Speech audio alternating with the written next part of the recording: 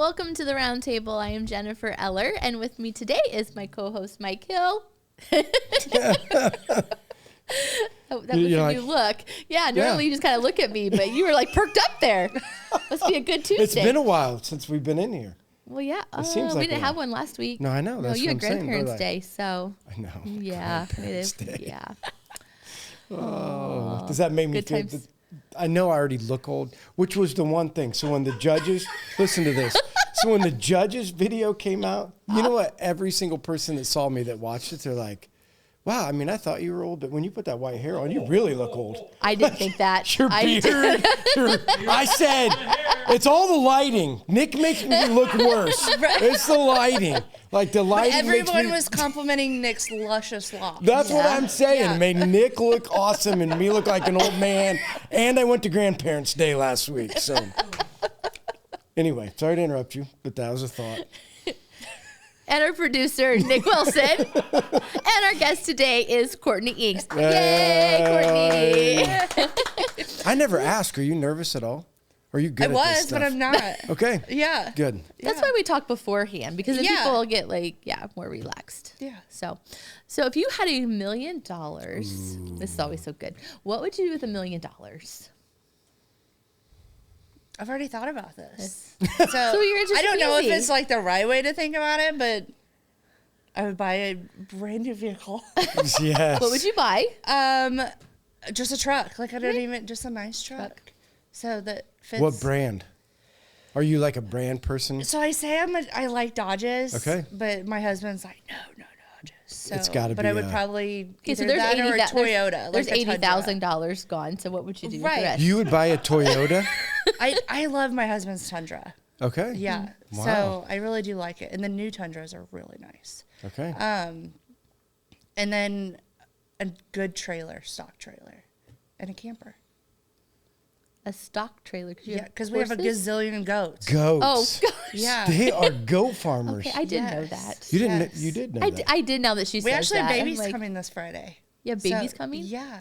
Okay. So, Like, like little baby goats. like you have mamas that are pregnant? Yeah. having Do baby you goats want this some, weekend? Jennifer? Is that why No. you're asking? You know what? You don't have Emma me back. We'll loves- just like let them run around. Emma and stuff. loves like, goats. I put diapers and Can't onesies on Eric them. just put a little fence in around your yard and put some goats in there? That would be awful sweet. Huh? That would be awful sweet. We'd probably have more than just goats out there then. That's We'd what I'm probably have saying. some little cows. Yeah, bring and over the the chickens yeah. and Come on, do Eric. it all. If you're watching the podcast. He's not, but anyways, Eric.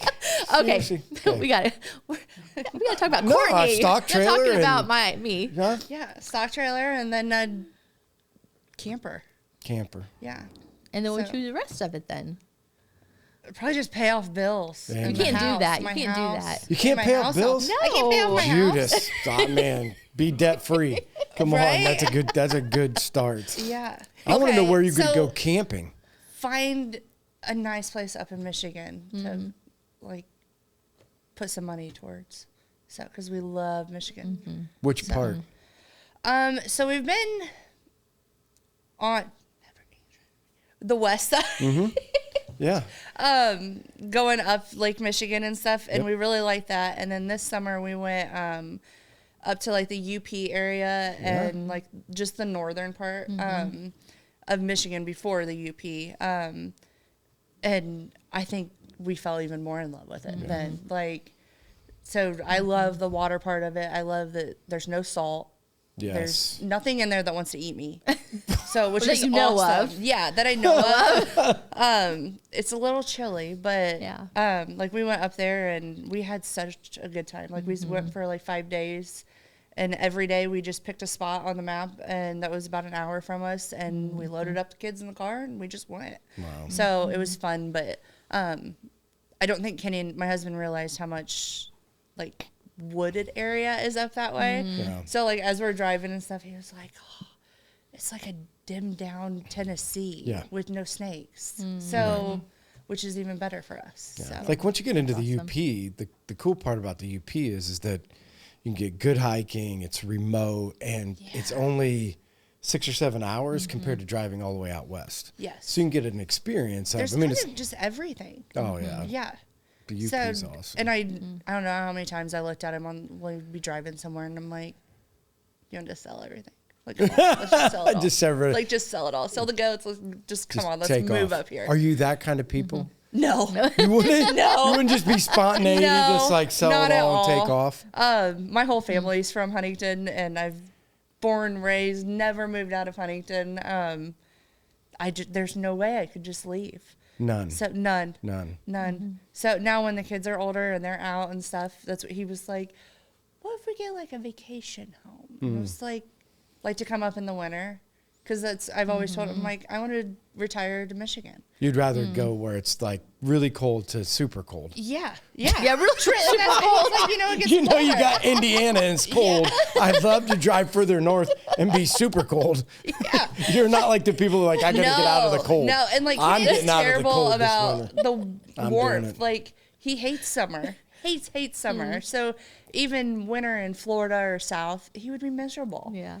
So I'm like, you have everywhere to fish. You can hunt. I just need a big, huge picture window with a fireplace. So when I'm snowed in, You can drink my coffee. And yeah, just I be can snuggled just there. be. Yeah. Like, I'm good For just sure. being. Like, Yeah. Yep. I was Is like, we he tied to Huntington? Like, is he like? Not, I mean, so he could just sell it all he and could, go? Yeah, he could. So he's a lot more than I would be able to. A lot more Yeah. adventurous. Yeah. Yeah. You don't have an adventurous side. He's made me be more adventurous. Okay. So, yeah, with like the hunt and then the fishing and So what's the most adventurous thing you've ever done that he's made you do that you never thought you would have done in a million years?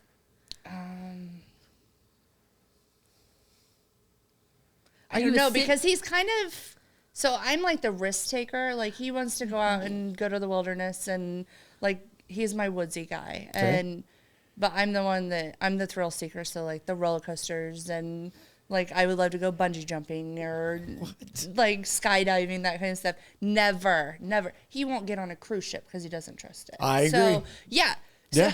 Titanic. Right. I mean, how many times do I have to say it? Thanks, Kenyon. I'm with you. Watch the Titanic. Watch any of them. They run into sandbars. They run into all kinds of crap. Who wants to get trapped in the water? Judas, if you come out of a plane and you start going down, don't put the mask on. Just die in the plane. The ship, it's going to go over, and you're going to have to sit out there and drown for a while. I would just rather don't put the oxygen mask on. Just I'm out and dead. It's over.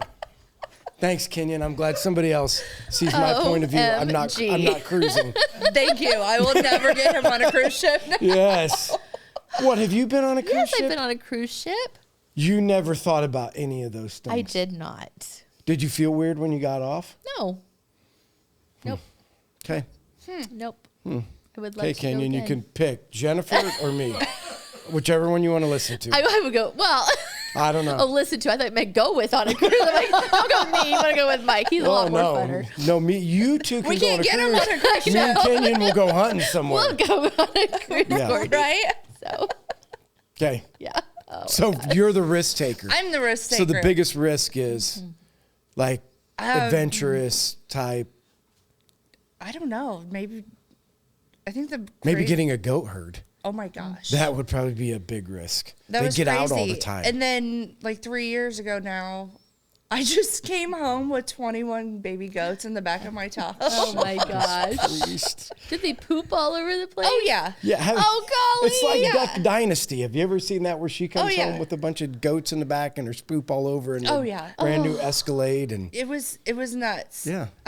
And God love my husband because he never questioned me. He just built another pen. So it was That's never true like love. it really there you go.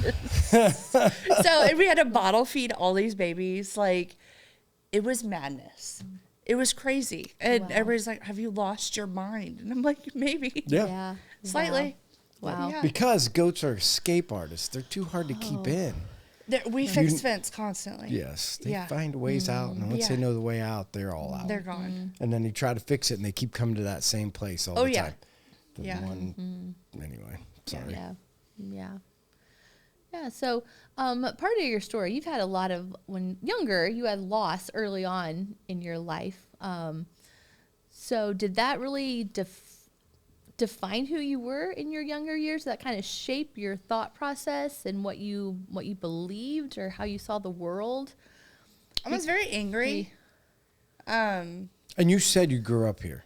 I grew up in Huntington. Okay. Yeah. My real dad passed away when I was 13 of heart problems, just unexpectedly. Nobody knew or anything like that. And so, like, from there, I just kind of became, like, rebellious and just angry. And because life before that was good. yeah. So I was every other weekend with my parents. They were divorced. And I don't remember having anything, like, traumatic or bad. Like, I had a good childhood. Like, I was an only grandchild for a long, long time. And so I was kind of spoiled rotten. And so I had a really good childhood. I mean, just in general, on both sides. And so then at 13, he passed away. And I was huge daddy's girl. So it was just a huge shock, like, just to your system at 13. What do you do without your dad? Like, I look at my kids now, like, we have a 12-year-old, a 14-year-old, 15, and 16-year-old. And I'm like, I can imagine them not having, like, Kenyon around. Like, it would be crazy.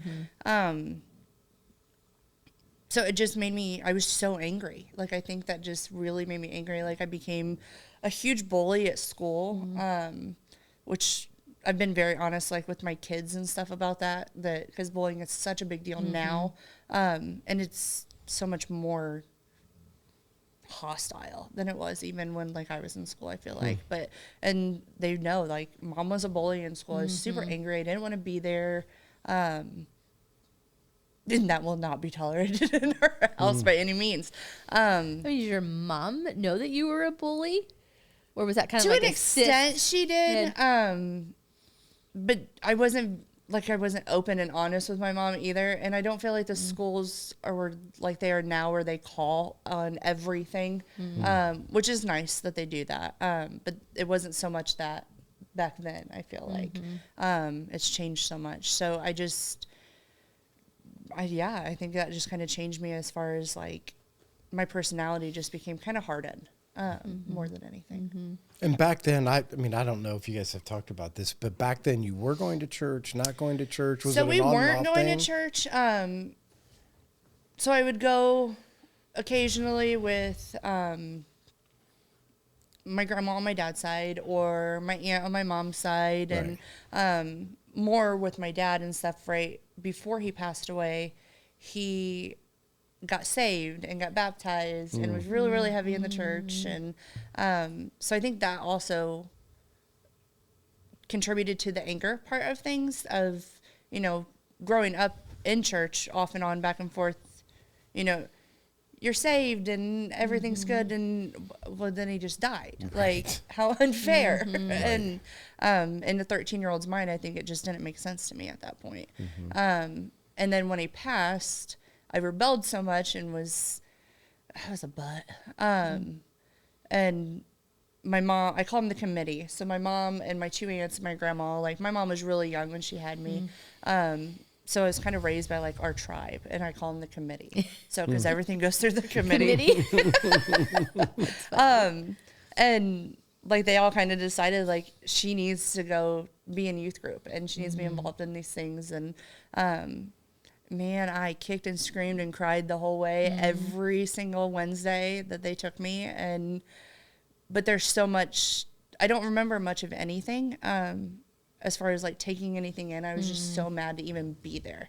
So you didn't have, like, any friends that went to this church or youth group? Nothing? No, nothing. So it's just a church that my great-grandma originally was at. It's just kind of, like, was our church, our family church on my mom's side. And they all just were like, you're going. This is happening. You're going. And I was so against it that I don't think I took anything in during that time either. So did you sit in the corner with, like, your arms no, crossed? I remember. I'm like, no, like, I remember, like, participating. Okay. Like, I participated, and I can't even tell you. There's a prayer, and I have it in my Bible because I went back and found it that I remember.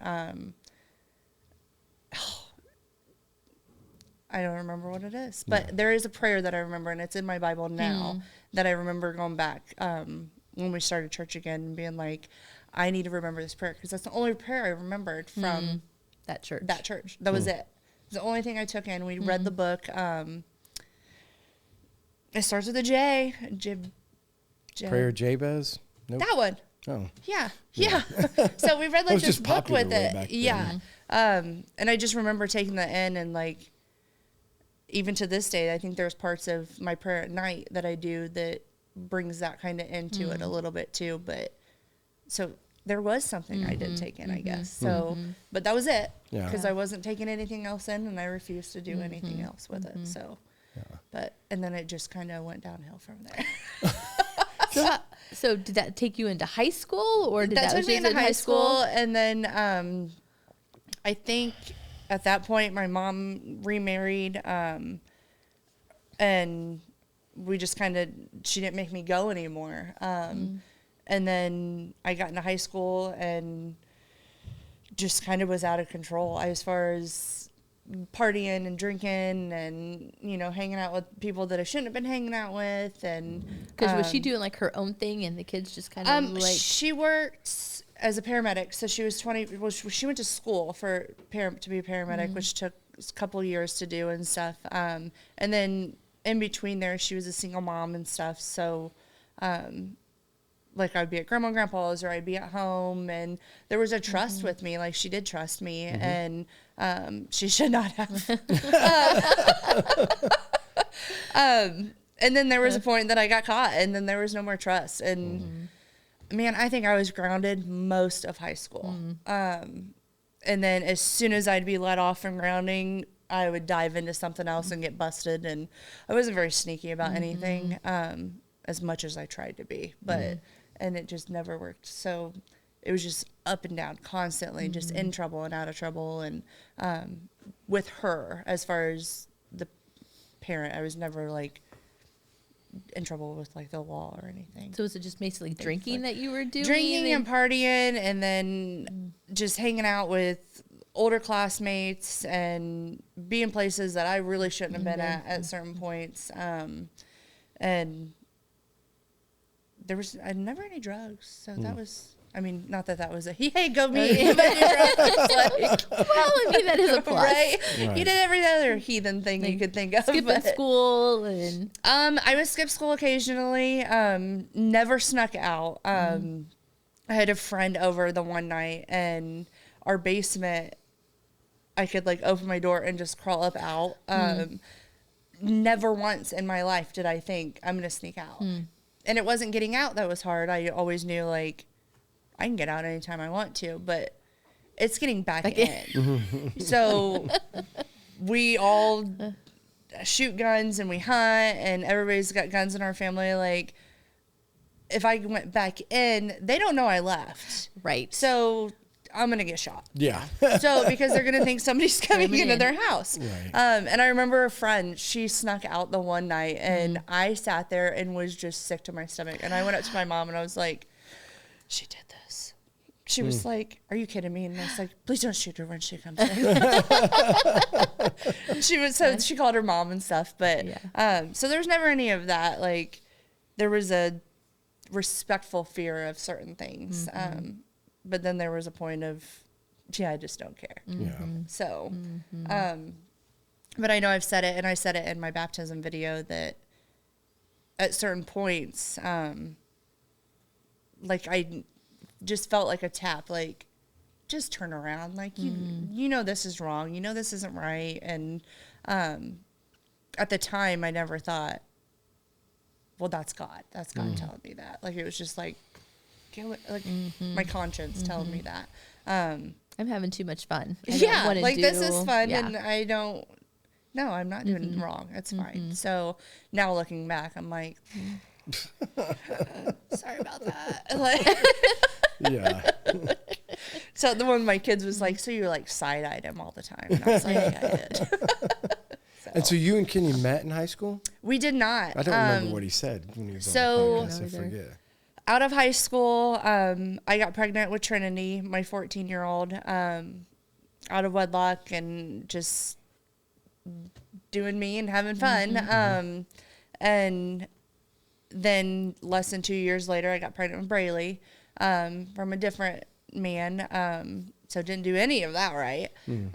But got 2 beautiful girls out of it. And then Braylee was 2 when we moved into the house next to Kenyon's parents. Oh, really? So Kenyon's parents were actually Nana and Papa, and his kids and my kids played in the backyards together before Kenyon and I even knew who each other were. So that was kind of cool. And then I was sitting on my porch one day, and his mom, he was picking up the kids next door, and his mom was like, "Hey, the neighbor girl, like she just broke up with her boyfriend. You should go talk to her." And so the funniest thing is, he looked at his mom and told her, "Mom, she's way too ghetto." Ghetto. So he said, "She's way too ghetto for me." And then we had a really, really hard winter that winter, and he plowed driveways on the side of doing his regular job, and he always plowed our private drive back in the back. And I had messaged him on Facebook, and I was like, "Hey, I have to get out tomorrow. Is there any way you can go past your parents and plow my part of my driveway?" And then it just kind of like went from there, and we just kind of here and there chatted, and then we exchanged phone numbers. And he worked thirds at the time, and I was a bartender, so I was up really late.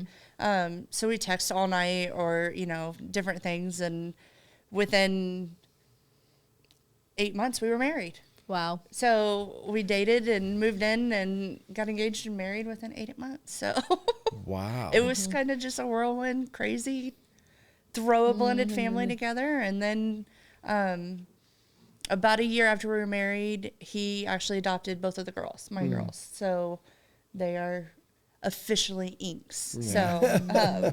So we just kind of meshed everything together and said, "Let's do it." How long has that been? December, it'll be 10 years. Wow. So, yeah. What are some of the biggest challenges of the blending in the family, and or were there any, or was it just really smooth?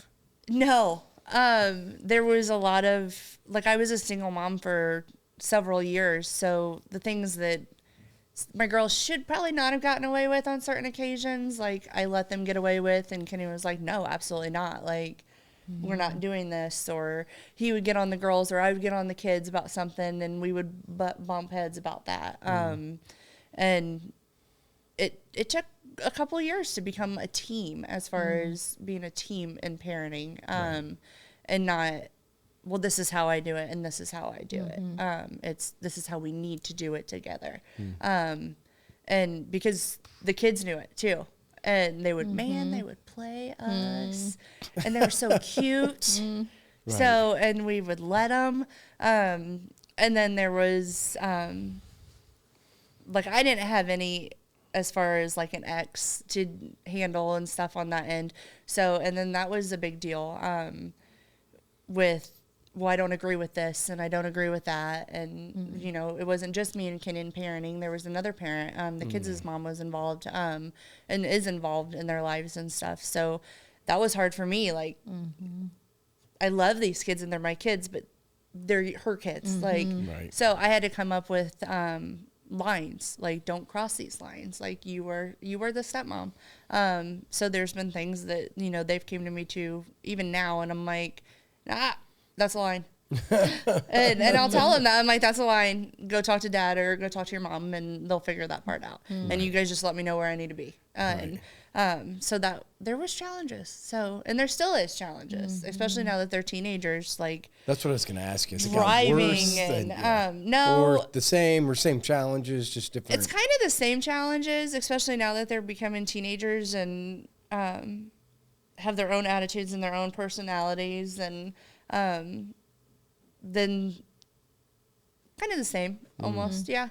So as it was before, just, and it's more of a, well, I'm an adult.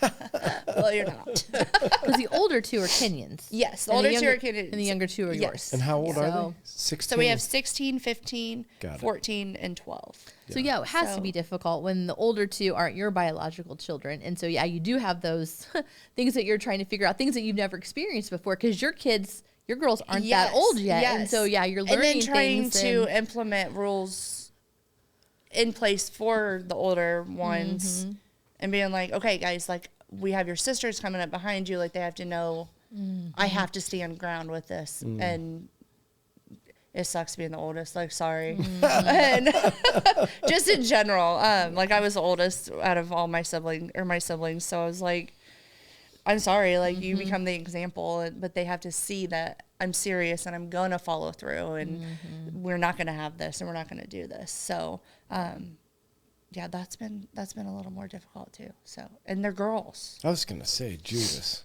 Raising girls. All of them are girls. Except poor little Landon. Like, He's a 15-year-old. He's the 15-year-old boy. Now that they're older, he just kind of gets like put in the shadow of his sisters because they're so loud and there's so much attitude and drama. And so he just kind of he's there. And he's just a quiet kid. Like, he's just awesome. And he's always been that way. Like when they were little, they would get put in timeouts. And I don't know how, I think there was a handful of times that I would put them in timeout. Well, when you put the girls in timeout, it was every few minutes, can I get out? Can I get out? Mom, am I done? And Landon never spoke. He just sat there. So every time I'd run outside to do something. You forget it. I would forget Been in timeout him for 4 hours. for like an hour. And I'm like, buddy, like, my why didn't you God. say anything? And he was like, I don't know. And I'm like, all right, you get a credit. You get timeout credit. Yeah. The next time you get in So trouble. I'm like, next time you get in trouble, I'll be like, remember that time you let me sit here for an hour? And he would. He'd be like, can I use my credit? And I'm like, yep, you're free, go. Yeah. Like, Oh and my then just let him God. go. Like, because I'm like, oh, like, That's funny. parenting just fail at that point. But I gave credit, so I feel like I like helped out Made a up little for bit. it. That's Yeah. funny. Yeah. Yeah. So, So then when did faith become a part of it? Because, I mean, I've heard both of your stories, but maybe not together. Like, Right. How did that work? So Because I'm assuming over- you're not going to church. no, this Yeah. whole time we're not going to church. In the 10 years, I know there'd been a handful of times that Kenan had been like, you know, let's start going to church. Let's start going to church. And I'm like, yeah, okay. And then after like the first couple of times we never did. So I'd just be like, yeah, okay. And then we just wouldn't. And I was like, whew, God, I got that one. Right. And we didn't have to, and he didn't follow through with it. And neither one of us, and I say him, neither did I. And then a few years or 2 years ago, we had a lot of depression and anxiety and suicidal thoughts and stuff with our one daughter. So when the doctor told me, you have girls, I'm like, yeah, no kidding. Like, I was a heathen of a child. I'm getting girls. Like, my mom always told me, you're going to get twice what you gave me. And so there's never any surprise, like when I got told I was having little girls. And then I got a bonus daughter on top of it. And I was like, whew, God's really got it in for me. And but I expected, you know, the sneakiness and the lying and, you know, the basic teenager stuff. So when we started dealing with like depression and suicidal thoughts, and like it really tanked me as a mom. That was something I was not prepared for. Like, and I'm such a fix it and move on type person. Like, and I don't have very good patience. So it wasn't a get over this. You're done. We're over this. Like, we're moving on from it. It was just a continued thing. And as far as finding help during that time, people either wanted $800 for therapy sessions or nobody would help. Like, I just felt completely hopeless, which I think put me into a little bit of a depression as far as just not knowing what to do and help her. Kenyon took over big time in that time. They got really, really close, and she was very, very honest and open with him because I didn't give up. I just didn't know what to do. And finally he came home the one day and from the woods and was like, hey, we're going to church on Sunday. And I was like, yeah, okay. And not knowing that he'd been watching you. There was some guys from work and stuff that had told him, hey, you really need to watch this guy and watch his sermons and stuff. And I didn't know he was doing that in the deer stand. And then we came, and this is where we are. So, Can you help describe maybe some of the stuff that Kenyon helped her work through without, you don't have to be specific, but I'm like, I mean, that is a helpless place. When you get with your kids and they start struggling Yes. with depression, when they start struggling with all of that stuff, it's like they are helpless. So, again, you don't have to go in great detail, but were there any of the things that like you and Kenyon did together, Kenyon did to help that process? Was it just having conversations? I mean, was it taking really, time? it really was just the conversations in it, and just giving her whatever she needed as far, if we needed to be upstairs talking to her for 2 hours, we would. And we finally did get her into therapy. So there was a lot of, talking after therapy and what do we do? And they really, really wanted her to be on medication. And we wanted her to be on some medication. The youngest, she's been put on anxiety meds and a couple different things, and it's helped so much. So I was like, if this is what's going to help you, let's try it. And she's been so against it. And I know he has talked to her tons about, you're not going to be in our house forever. So if you're not going to take these meds and you're not going to do these things, we have to help you figure out as your parents, like, when you leave our house, you're going to be a healthy, achieving adult. Like, that's our job. And so that's been a big thing, is just, helping her figure out different techniques and things and talking through different things with her. And he's been huge on just staying in contact with her. Like, she's a teenager, and it drives him nuts, because what do teenagers do? They go hide in their bedrooms. Right. And it makes him crazy. And he's like, she's been up there for, 4 hours. And I'm like, don't poke the bear. Like, we have totally different thoughts on the bears upstairs. Like, I'm like, no, leave it alone. I'm good. Yeah. She comes down, she's mean. I don't want to do it. No, leave her there. And he'll go up, and I mean, there's been days that he's up there, 3-4 hours, and I'm like, what in the world are you guys doing there? He's like, we're just playing games on our phone. So, or just being there in general, like, and he's like, I'm like, well, did you talk about anything? And he was like, a little bit, but not much. He was like, we mainly just played on the phone. He goes, we watched a show, and just being in the moment with her was a lot of it. So I got a question for you, for both of you. Are you ready? No. Huh? No. So when you guys were kids, did you isolate yourself in the bedroom? I did. Did you?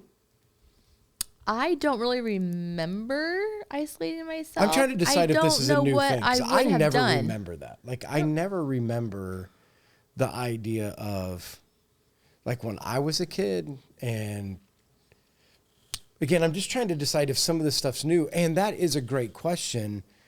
Should we? Because you're saying don't go there, but isolation leads to depression. And Kenyon, just being there, not necessarily doing anything, but being in the room and not having isolation might have helped. Right. So I'm trying to decide what is good and what is bad. Because I know tons of parents today that they're on the fence. Like, they're in their room. If they come down, they're just going to sit there and stare at you. Yeah. Or they're going to come down and stare at their phone. Right. So I was just wondering, when you guys grew up, was isolation ever an issue when you were growing up? Do you ever remember that? That's so long ago. Jennifer, it ain't that long ago. We're old, Mike. Huh? I don't remember. I don't remember isolation, but I mean, I think my sister and I shared a room. I think we had a TV in our room, but I don't ever remember watching it. That would have been the only thing I could have done up there. You had a TV in your room? I did. I had a phone in my room too. Really? Yes. So you could sit there and talk to your boyfriend? Yes. Eric would call me in the mornings, and I would talk on his way to school. Anyways, I don't remember hiding out in my room. But you did. Oh, I was constantly in my room. Yeah. And did you think it was okay? Like, even then, did you like that? Yeah. Yeah, I loved it. Like, my routine was like, come home, I'd grab a Mountain Dew and a Pop-Tart, and go up and watch a little bit of TV, and then sleep for like 15, 16 hours. So, and I don't ever remember thinking like, oh my gosh, it was a waste of my life. No, I So, just because I again- wasn't involved in it. Like I wasn't involved in sports. I wasn't involved in any like clubs or anything. Like I said, like in high school, during the week, I would be at school and then come home and Mountain Dew, Pop-Tart, sleep. Like, yeah. and then on the weekends, I was gone. I was gone all weekend doing this or that and not supposed to be doing this and that. And, or I would be grounded. And that was my other part of things too. So, and if I was grounded, it was, we had horses growing up. So we'd be in the barn or doing stuff like that. And so, but even when if I wasn't working out there or helping them with doing something, I remember one of my punishments being mowing the lawn or weed eating. Weed eating was because I hated it. I hated it so much. And then finally, after like the third broken weed eater, my stepdad figured out that that's probably not a great punishment Because you kept breaking the weed I would eater? go behind the silo and just be like, Oh gosh, it was intentional. and I'm like, man, I come back out and be like, the weed string eater's thing wouldn't broke. come out. Like, Yeah. and I tried. I hit it like you guys told me to, and it wouldn't come out. And the whole time I'm like behind the silo, I'm like, Yeah, I'm I'm like, just trying. oh. Yeah, I'm trying to figure out the balance funny. because even this coming week, when like part of what we didn't get to this week, but we're going to talk about is the idea of like raising a generation of children up, and what is timeless. Like, what are the things that whether it's 20 years ago, 30 years ago, or present should always be happening, and what are those things that are just okay, so maybe nobody spent any time in the room before, but now it's perfectly okay to be in your room for 4 hours, or Right. I'm trying to decide, is that good, is it healthy, what's the balance, in making those things happen, because I would agree that it's more comfortable, right? So I'm trying to decide as a parent, is that the way to go? Don't poke the bear, keep everything comfortable. Right. Or do we start introducing more challenging things to be uncomfortable, like to get them out of that comfort zone? right. So, and I know Kenyon, he'll, hey, we're going to town. Come on, let's go. And like if they go into the store, like they're not allowed to take their phones into the store. If we go to eat somewhere, they're not allowed to take their phones into dinner. Church, we come to church, you leave your phone inside or in the truck when we leave. And like the church, I agree. But like if we run somewhere and it's just me and the girls or me and the kids, like they've all got their phones going in too. So there are things that Kenyon and I go different on those kind of things. And it's more of the comfort. Yeah. The comfort, well, it's not hurt anything. It's not like they're walking around on their phone in the store like this. And if they do, because they have done that, I won't lie. And then they run into something and it's entertainment for me. So, and I'm like, You need to should have get paid these attention. family conversation cards. Yes. Do what? There's conversation cards Okay. that you can get. We were gonna have a marriage thing last year, and I had these marriage cards, and we didn't end up having it. But I gave one to all my team members in the marriage class. Anyways, I had some. So Eric and I went away for our anniversary, and so I got those at dinner. And he's like, "What are you doing?" And I pulled out different cards, and some of them it just was a different conversation than you normally have. And so you could put those in your vehicle. And so don't take the phones with you, and you pull out a card, and you could say, "Okay, here's the topic," and it made your mind think differently than you normally would do to get your kids talking. And sometimes that conversation can lead to another conversation that you didn't even know you were going to have. Right.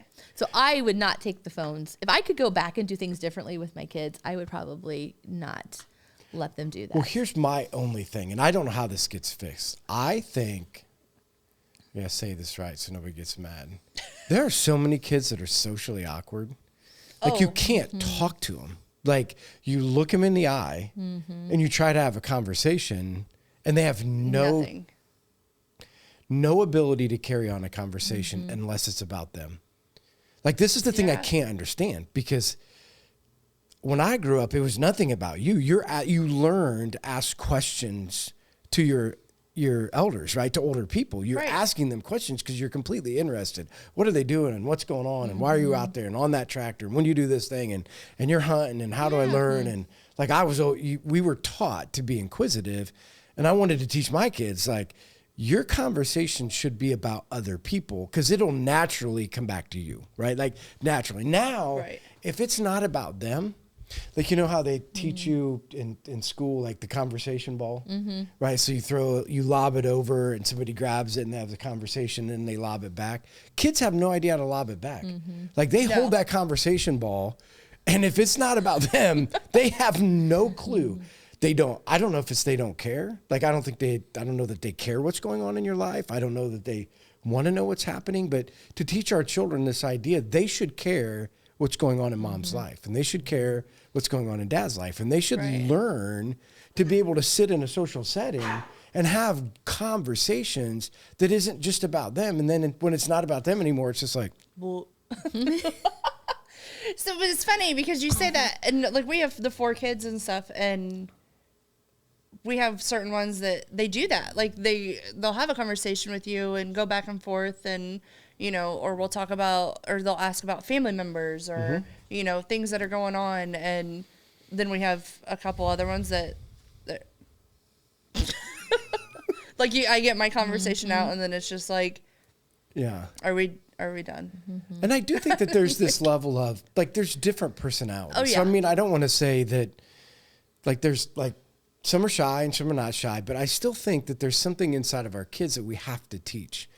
That you should be asking questions. You should be able to look somebody in the eye. You should care about somebody else's life. Yeah. You should be the greatest question asker ever because you care. And whether you're shy and it's one question or two, or whether it's 15 because you're completely extroverted and you could talk forever. Right.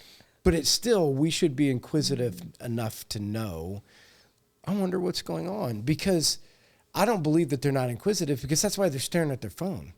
Right? They're inquisitive enough to scroll through dumb videos all the time and watch things that they're inquisitive about. So they should learn that. So that's just, I'm trying to process, how much of that do we need to teach? Like, how much of that do we need to help them learn how to be able to have conversation, to be able to do? Because again, I think that's some of that's a learned trait, and we got to, anyway, that's off the subject, but I was just curious what you thought about that. Because I would agree the same way. We need to teach our kids to ask questions, to have conversation, to be able to, I think isolation leads to awkwardness. Yeah. Yeah. And some people, not as much, but I think over time it could just get worse. Yes. Right? The longer that you say. Yeah. So another quick question. So in the process of the 2 years, what has been the thing that God's done the most in you? Because I do think it's really interesting that it's like, a lot of times you hear parents be like, I had kids, I should probably go to church.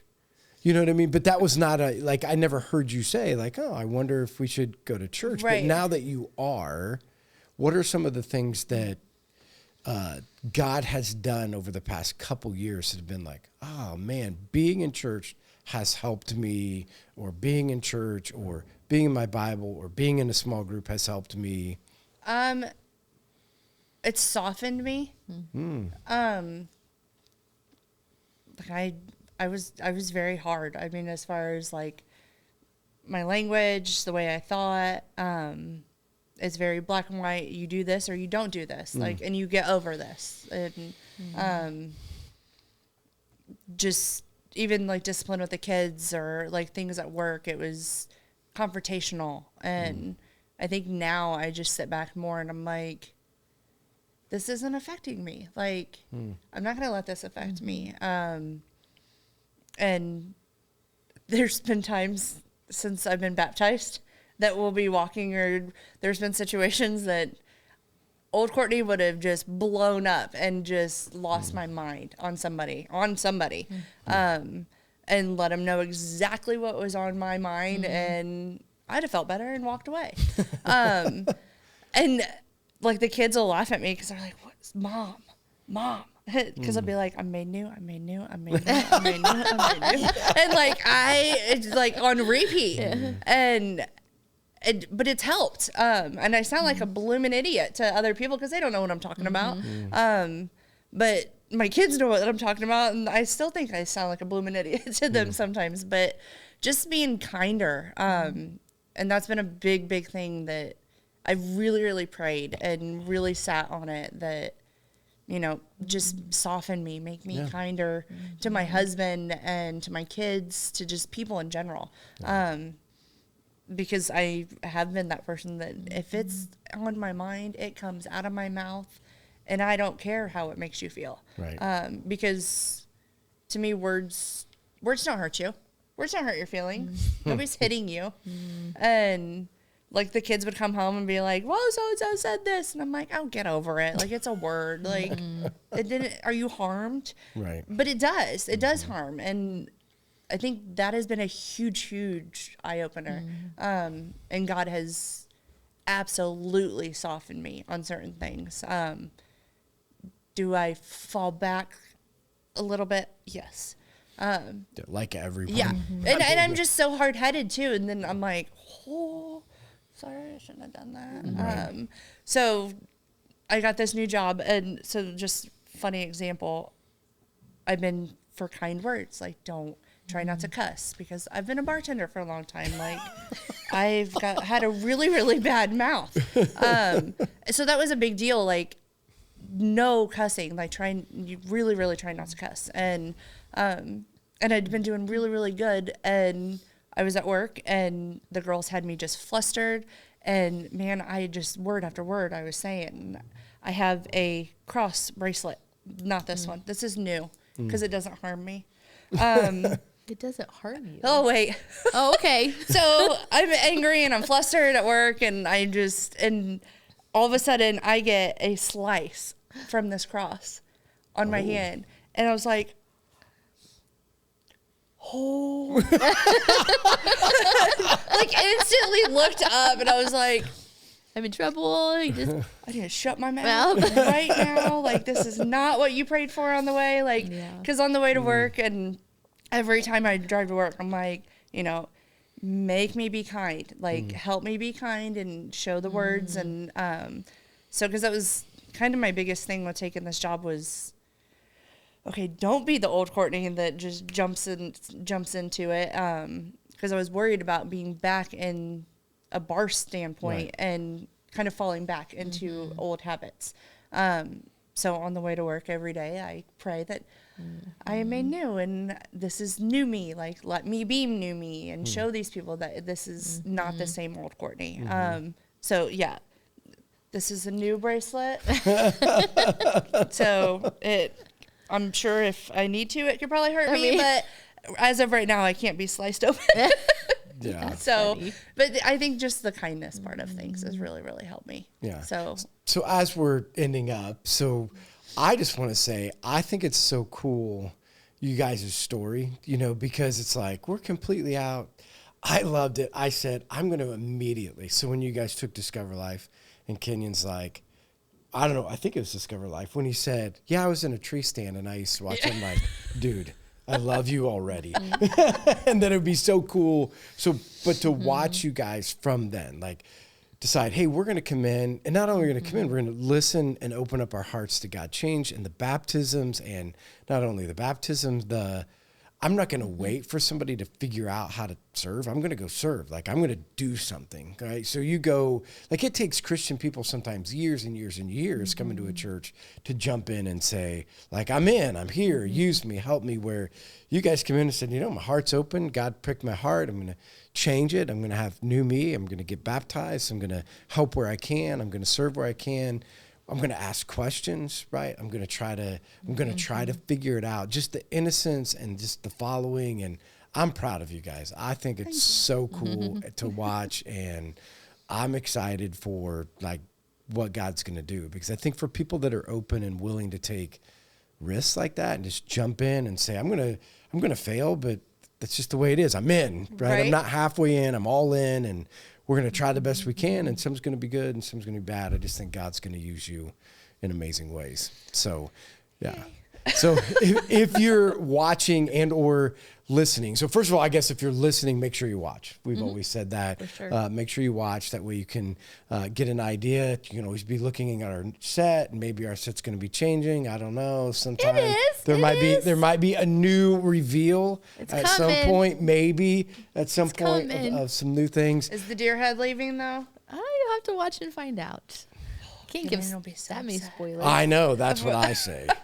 but I don't get a say. It's not so. all finalized. I don't know. I know. But anyway, that way too, you can see Courtney, because that's the other thing about being inside of a big church. You don't always get to see everybody. And so it's an Yeah. opportunity to say, oh, I can put a story with a face, with a name, and be able to come up and say hi. Because you guys are pretty much second service. Yeah. Pretty much all the time. Yep. So if you see her, make sure you come up and say hi to her family and just encourage them in everything they're doing. So again, thanks everybody for joining us, and we'll see you guys next week. Bye.